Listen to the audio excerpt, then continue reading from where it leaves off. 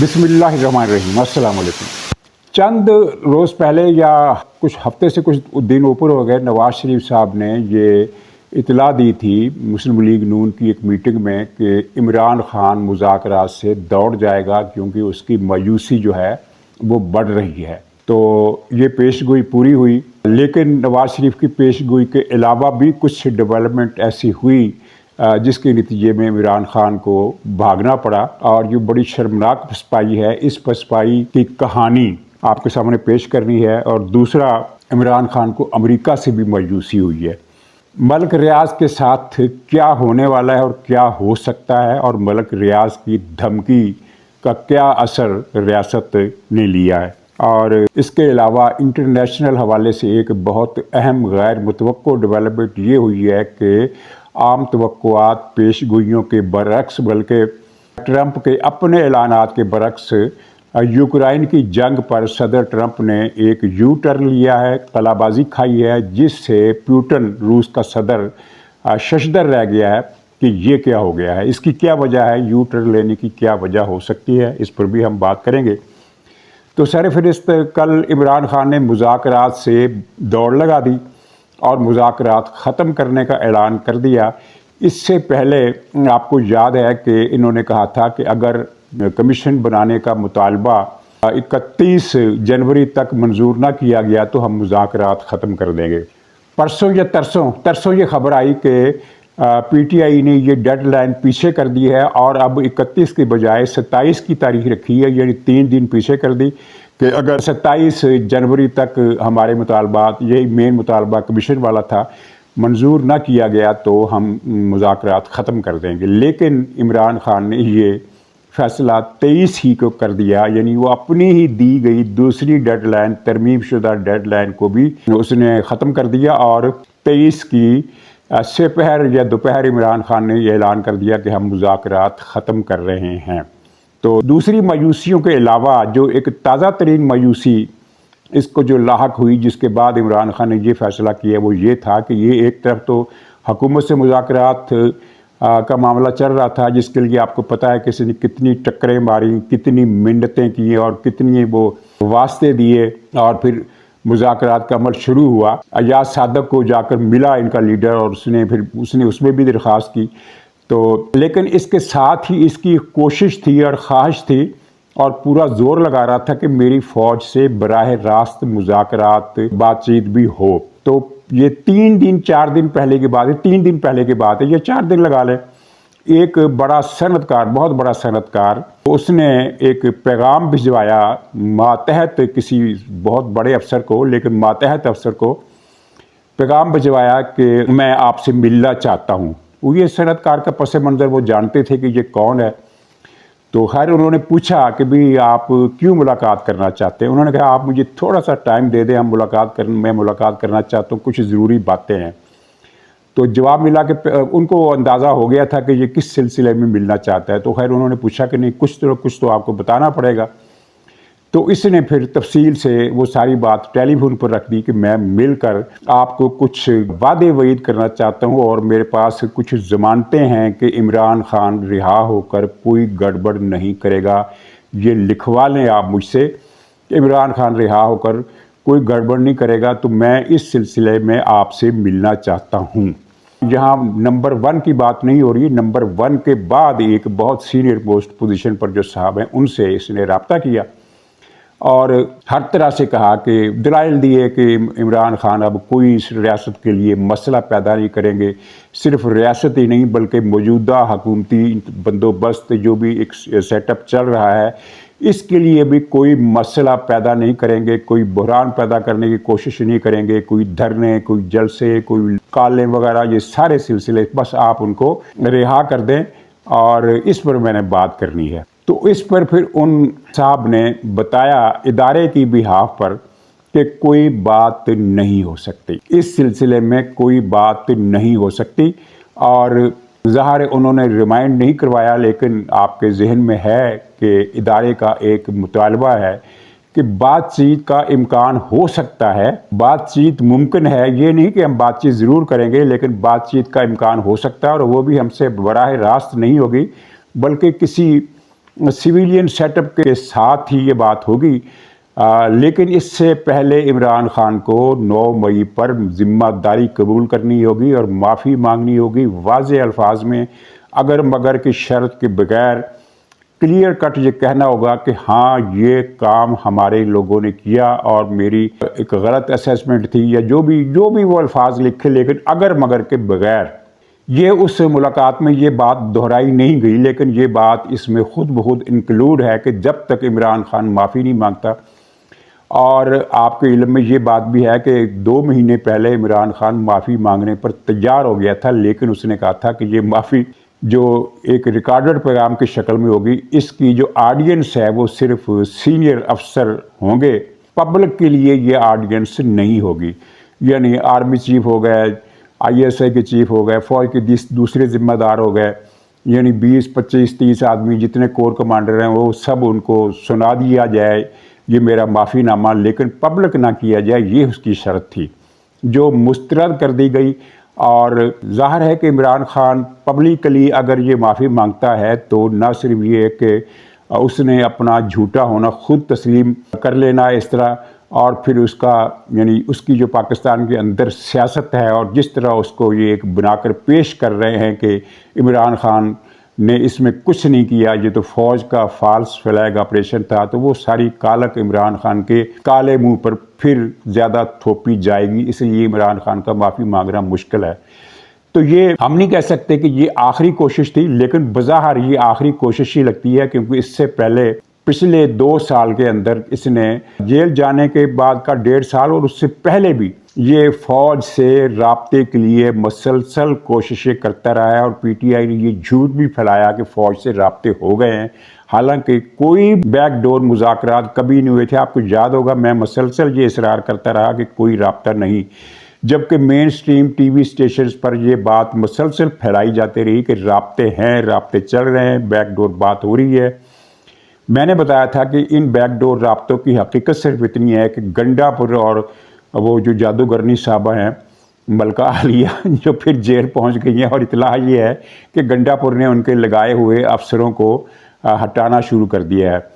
तो ये इन दो की तरफ से एक किस्म की एक तरफा सिलसिला जुम्बानी जो था वो चल रहा था, और उसमें भी PTI को लोगों को शुबा था कि ये इमरान के ख़िलाफ़ मुखबरियाँ की जा रही है। खैर वो एक अलग किस्सा है, अलग कहानी है, उसके बारे में मैंने कुछ एक व्लॉग में बातें की थी और कुछ दीगर ज़राए से भी आप तक मामलात पहुँचे होंगे कि वो उन राब्तों की हकीकत क्या है। कोई बैकडोर मुज़ाकरात फ़ौज के साथ न चले न चल रहे हैं। और अब इस मुलाकात के बाद तो इस यानी टेलीफोन कॉल और टेलीफोनिक जवाब पर के बाद फिर इमरान खान पर जो मायूसी तारी है उसकी तह गहरी हो गई और उसका असर भी गहरा हो गया। तो फिर उसने झिल्लाकर मायूसी के आलम में, यानी वो कहते हैं ना कि वो बर्तन तोड़ दिए, तो ये बर्तन तोड़ने वाला मसला, अब इसका नुकसान इमरान खान ही को होगा। क्यों? इसलिए कि अगर मुज़ाकरात चलते रहते तो मुज़ाकरात में PTI को वो चीज़ें तो खैर नहीं मिल सकती थी जिनका वो मुतालबा कर रही थी, उनका तो कोई सवाल ही पैदा नहीं होता था। लेकिन PTI के लिए बतौर जवात कुछ नरमियाँ, कुछ रिलीफ मिलने का इम्कान था, यानी बतौर पार्टी जो एक्टिविटी करती रहती है उस पर उसे सख्तियों का सामना है, उन सख्तियों में नरमी हो जानी थी। तो ये एक बड़ा भारी नुकसान इसने कर दिया है। और अमेरिका से भी इसको जो जवाब मिल रहा है, यानी ये जो ट्वीट होते हैं ना कि फलां ने ट्वीट कर दिया, फलां ने ट्वीट कर दिया, इनकी तो कोई वैल्यू ही नहीं है। जिस तरह का दबाव ये चाहता था कि सदर ट्रंप जो है वो पाकिस्तान पर डाले, तो इनको PTI के ज़राए को अमेरिका में कांग्रेस के अरकान से, रिपब्लिकन के अरकान से, हुकूमत के जो नामजद जो यानी ट्रंप की जो टीम में शामिल हैं मुशीर वगैरह, उन सब से राब्तों के बाद इनको ये बात हो गई है कि अमेरिका की तरफ से एक रस्मी बयान तो किसी मौके पर जारी हो सकता है। मौके से मुराद ये है कि कोई प्रेस ब्रीफिंग में ट्रंप हो या सेक्रेटरी खारजा हो नया, या कोई और इस तरह का अफसर प्रेस ब्रीफिंग में उनसे सवाल किया जाए तो वो सवाल के जवाब में एक उसूली किस्म का मौक़िफ़ जारी कर दें कि इमरान खान के मुकदमे के हवाले से इंसानी हकूक़ का ख्याल रखा जाए, और उम्मीद है हुकूमत पाकिस्तान आइन की पासदारी करेगी, जमहूरी बुनियादी हकूक़ की पासदारी करेगी, और इस तरह की बातें यानी उसूली। तो इन उसूली बातों से ज़ाहिर है पाकिस्तान की रियासत का मौक़िफ़ तो नहीं बदलेगा, उस पर तो कोई असर नहीं पड़ेगा। چنانچہ یہ بات اب ڈن ہے کہ امریکہ کی طرف سے کسی بھی شکل میں رد عمل آئے اگر تو وہ اسے عمران خان کے بارے میں قبول نہیں کیا جائے گا، اور نہ ہی امریکہ اب پہلے کی طرح اس پوزیشن میں ہے کہ وہ پاکستان پر دباؤ ڈالے۔ ہاں، یہ صورتحال ممکن ہے کہ افغانستان میں امریکہ کسی نہ کسی طرح کی مداخلت کر دے، جیسا کہ آپ نے سنا کہ ایک تو ٹرمپ نے طالبان کی وہ افغانستان کی جو امداد ہے انسانی حوالے سے وہ بند کر دی ہے، اور پھر دوسرا یہ کہا ہے کہ بائیڈن کی فوج جو بے پناہ ہتھیاروں کا ذخیرہ چھوڑ گئی تھی ان کے لیے، تو وہ ہتھیار چونکہ امریکہ کے ہیں وہ واپس کیے جائیں۔ یہ مطالبہ امریکہ نے باقاعدہ افغانستان سے کر دیا ہے، افغانستان نے انکار کر دیا ہے۔ تو اب دو ہی صورتیں ہیں کہ یا تو ٹرمپ صاحب اس معاملے پر خاموشی اختیار کر لیں، یا پھر یہ کہ وہ افغانستان پر چڑھائی کا فیصلہ کر لیں۔ دونوں صورتیں ہی ممکن ہیں، اگرچہ میرا خیال ہے کہ چڑھائی کا فیصلہ اتنا آسان نہیں ہوگا۔ تو عمران خان کو اس طرف سے بھی مایوسی ہے، اور دوسری طرف آپ نے دیکھا کہ پی ٹی آئی جو بیانیہ بنانے اور چلانے میں بڑی ماہر سمجھی جاتی تھی، اس کا بیانیہ چلتا تھا، اور یہ ماننا پڑے گا کہ یہ جو چلاتی تھی چل جاتا تھا، چاہے وہ بعد میں جھوٹ ثابت ہو جاتا ہو، جیسے کہ وہ 45 کے 35 پنکچر کا افسانہ 2-3 سال 4 سال تو خوب وہ چلا، اور لوگوں نے اس پر اعتبار بھی کیا۔ پھر بعد میں خود ہی عمران خان نے کہا، جب وہ سب کچھ جھوٹ پکڑے گئے تو کہا کہ وہ تو کوئی سیاسی بیان تھا۔ لیکن اب ایک سال سے یہ پانسا بھی پلٹ گیا ہے، اور صورتحال الٹ ہو گئی ہے اس کے۔ جو بیانیہ انہوں نے اس عرصے میں بنایا وہ فیل ہو گیا، فوراً ہی فیل ہو گیا۔ یعنی کہ ایک تو ہوتا ہے نا کہ 2 مہینے چلا، 4 مہینے چلا، اور پھر اس کا فضل آؤٹ ہو گیا، لیکن نہیں، یہ جیسے ہی بیانیہ چھوڑتے ہیں ویسے ہی اس کے غبارے سے ہوا نکل جاتی ہے۔ بہت سارے بیانیے مثالیں اس دوران دی جا سکتی ہیں، لیکن 2-3 میرے ذہن میں ہیں۔ مثلا ایک تو کہ یہ 26 مئی کو گولی چلائی اور سینکڑوں ہزاروں لوگ مارے گئے، اور بڑے زور و شور سے انہوں نے ان کو ہدایت تھی پی ٹی آئی کے کچھ 200 کے قریب بلاگرز کو، اور سوشل میڈیا استعمال کرنے والے ٹویٹر ہینڈل ہیں ان کو، کہ آپ نے 24 گھنٹے یہ تکرار جاری رکھنی ہے کہ گولی کیوں چلائی، لاشیں کیوں گرائیں، اتنی لاشیں۔ آپ نے دیکھا کہ وہ نہیں چلا، حالانکہ وہ کنگ آف فیک نیوز مطیع اللہ جان جعلی لاشیں بھی لے آیا، لیکن بات نہیں چلی۔ پاکستان میں کوئی بھی پی ٹی آئی کے اس بیانیے پر یقین کرنے کے لیے تیار نہیں ہے کہ وہاں اس دن فوج نے گولی چلائی اور سینکڑوں افراد مارے گئے۔ خود ہی انہوں نے پسپا ہو کر وہ پہلے پتہ نہیں 60 لاشوں پر آئے، پھر 12 لاشوں پر آئے۔ وہ 12 لاشوں والا بھی جھوٹ ثابت ہو گیا کہ کوئی 12 لاشیں نہیں ہیں۔ 2 آدمیوں سے زیادہ کی ڈیتھ کسی بھی حوالے سے کنفرم نہیں ہو پا رہی، ہر ذریعے سے۔ وہ 2 لاشوں کا کیا مسئلہ ہے؟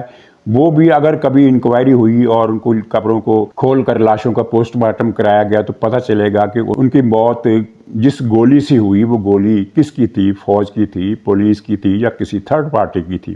یہ بیانیہ فیل ہوا۔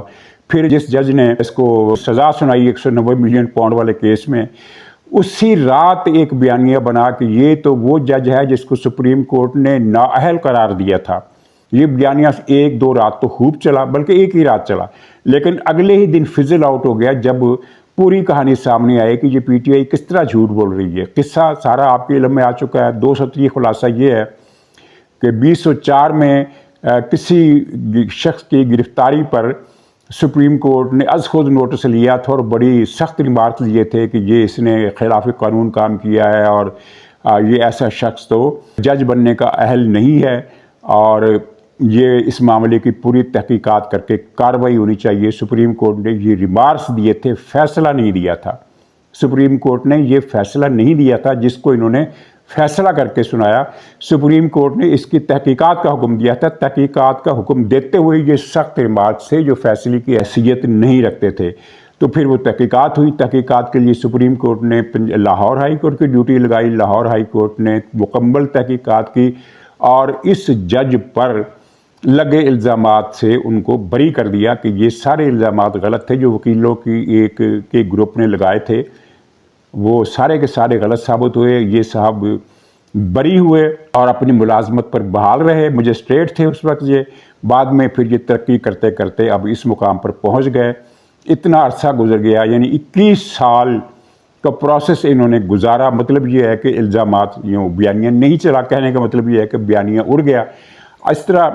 اسی طرح اور بھی اس دوران جتنی بھی انہوں نے وہ چیزیں بنائی سب کی سب فیل ہوئی، اور ایک بیانیہ بھی ان کا نہیں چل سکا۔ ہاں، وہ فارم 45-47 والا، یہ اول کا پاڑا اب بھی یہ کرتے ہیں، تانے بھی دیتے ہیں، لیکن نہیں چلا۔ فارم 47-45 والا بیانیہ نہیں چلا، عوام میں کوئی سٹر یہ پیدا نہیں کر سکے اس ایشو پر. تو یہ ساری موجوسیاں ان کے ساتھ ساتھ چل رہی ہیں. اچھا، اب تھوڑا سا ذکر ملک ریاض کا، یہ میں کوئی لمبی چوڑی بات نہیں کروں گا، لیکن ایک بڑا اہم سوال ہے کہ یہ حکومت پاکستان نے جو اعلان کیا ہے کہ ملک ریاض کو پاکستان واپس لائیں گے، تو کیا اس فیصلے میں وہ کامیاب ہو سکتی ہے یا نہیں ہو سکتی؟ تو اس کے دو پہلو آپ ذہن میں رکھیے. ایک پہلو تو ملک ریاض کے حق میں جاتا ہے، اس نے وہاں بڑی بھاری سرمایہ کاری کی، اور یہ سرمایہ کاری اس نے یہ فورس ہی کرتے ہوئے کی تھی کہ حکومت پاکستان مجھے پکڑ سکتی ہے، امارات سے نکلوا سکتی ہے، گرفتار کر سکتی ہے.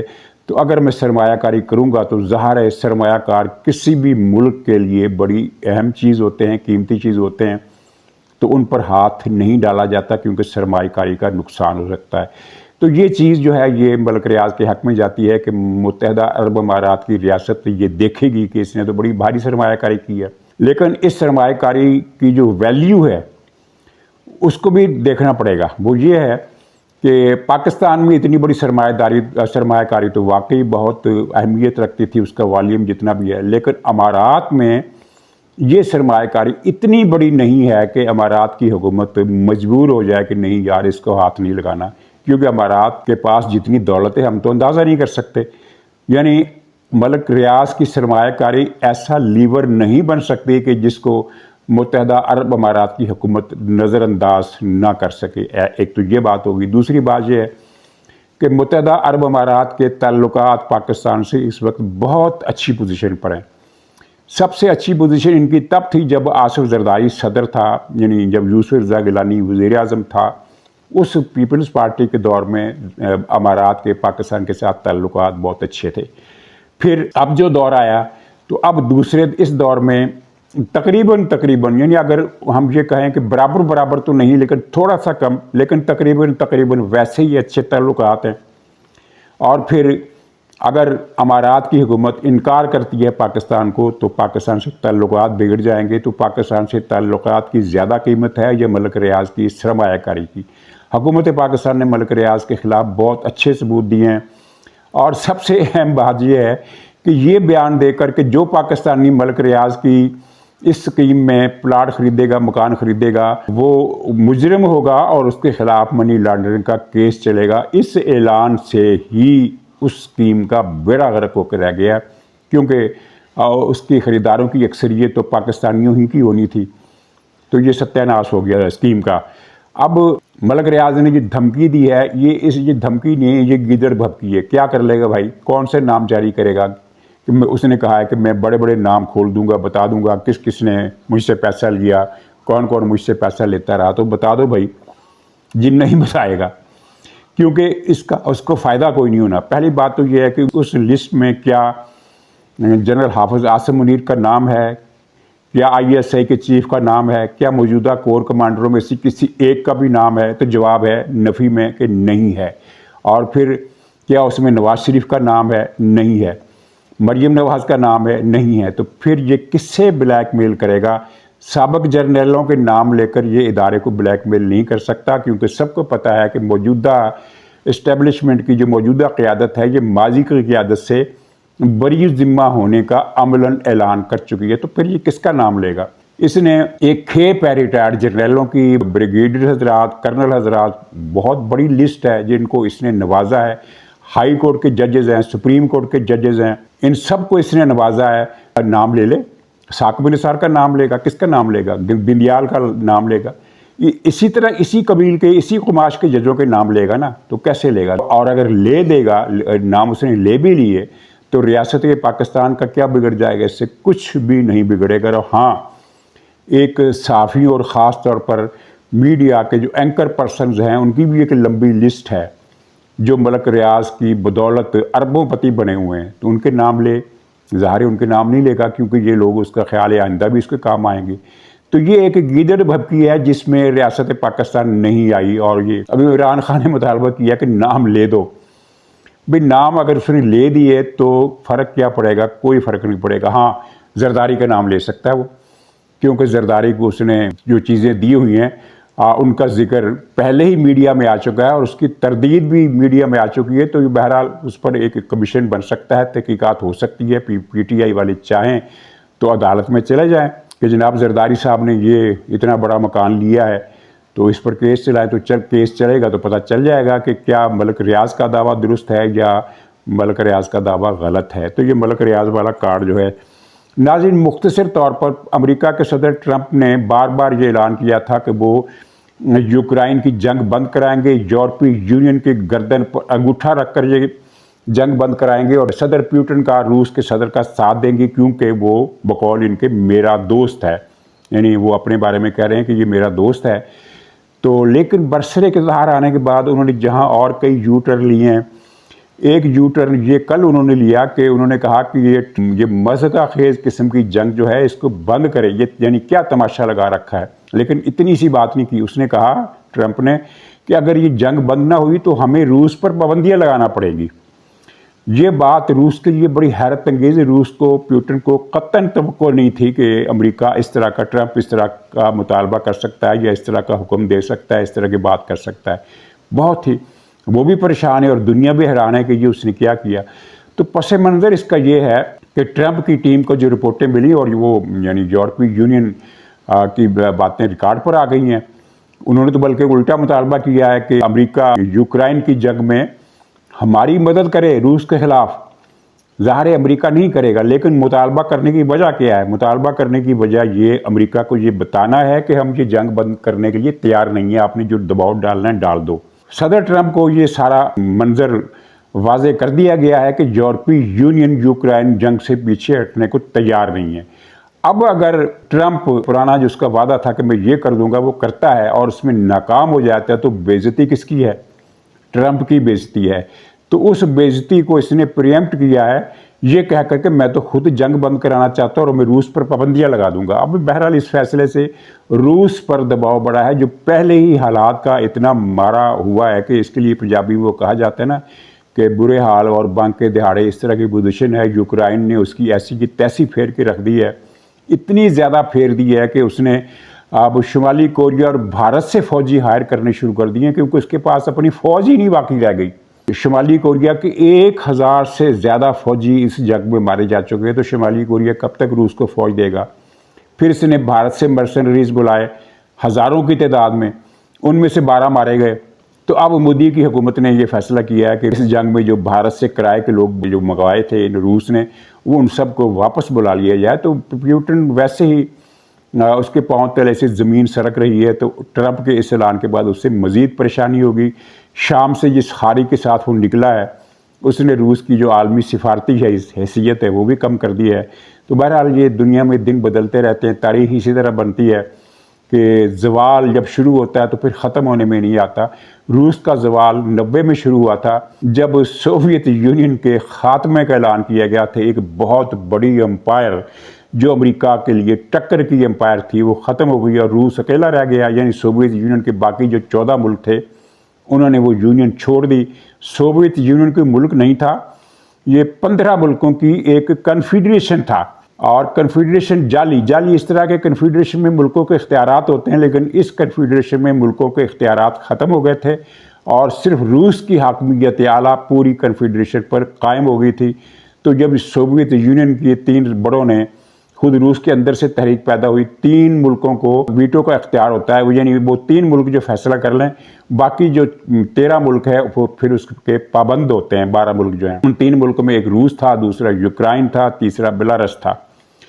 तो इन तीनों मुल्कों के फिर आपस में इजलास हुआ और उस इजलास में ये तय हुआ कि इस सोवियत यूनियन को ख़त्म कर दिया जाए। तो सोवियत यूनियन ख़त्म हो गया और रूस बाकी रह गया। रूस को पहले दागिस्तान में मार पड़ी, अगरचे उसने वो जंग जीत ली लेकिन उसका नुकसान हुआ। फिर चेचनिया में इसने कत्लेआम किया, वहाँ भी वो जंग जीत गया, क्योंकि ज़ाहिर है ना तो दागिस्तान कोई टक्कर का मुल्क था ना कोई चेचनिया टक्कर का मुल्क था। दोनों मुल्क की आबादी, आपको हैरत होगी कि जब ये जंग ख़त्म हुई तो दागिस्तान की आबादी 15 लाख थी और चेचनी की आबादी 10 लाख थी। यानी दोनों मुल्कों की आबादी मिलाकर 25 लाख पाकिस्तान के गुजरांवाला शहर के बराबर आबादी थी। इतना छोटा, या पिंडी शहर कह लें, पिंडी शहर के बराबर थी, इतना छोटा ये मुल्क था। تو اتنی بڑی وہ پاور کا نہیں مقابلہ کر سکے، ہار گئے، لیکن اس جنگ کا اسے نقصان ہوا۔ پھر جب اس نے یوکرائن پر حملہ کیا تو یوکرائن بھی روس کے مقابلے میں چھوٹا ملک تھا، لیکن چیچنیا اور داغستان جتنا چھوٹا تو نہیں تھا، کئی کروڑ کی آبادی ہے، اگرچہ روس کے مقابلے میں کچھ بھی نہیں ہے۔ تو یوکرائن نے پھر اس کا جو حشر کیا، اس کا منہ سجا دیا، وہ جو ہنسی بھی آتی ہے، رونا بھی آتا ہے۔ رونا اس لیے کہ لاکھوں افراد اس جنگ میں مارے جا چکے ہیں، سویلین، یوکرائن کی طرف سے بھی اور روس کی طرف سے بھی۔ لیکن ہنسی آتی ہے کہ جب قدرت پھر کسی سپر طاقت کو موچڑے رسید کرنے پر آتی ہے تو پھر موچڑے نہیں ختم ہوتے، منہ ختم ہو جاتا ہے۔ تو روس کے ساتھ وہی ہو رہا ہے۔ ناظرین اجازت دیجیے، انشاءاللہ اگلے ولاگ میں پھر ملاقات ہوگی، تب تک کے لیے خدا حافظ۔